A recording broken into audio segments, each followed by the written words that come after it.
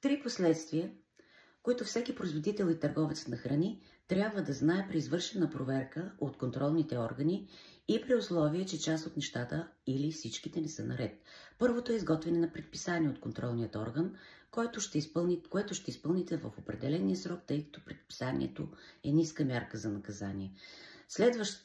Следващата мярка, това е съставяне на акт за констатирано нарушение, което вече струва пари и то не е малко, от порядъка на 1000, 2, 3, 4000 лева, в зависимост от нарушението. И третата мярка, която може да бъде предприета срещу вашето предприятие, когато не отговаря на изискванията, това е затваряне на обекта, бракуване на храни, изключително много загуби. Затова, когато имате нужда от компетентна консултация за вашите обекти, обадете се на доктор Николова и нейния екип за помощ и съдействие.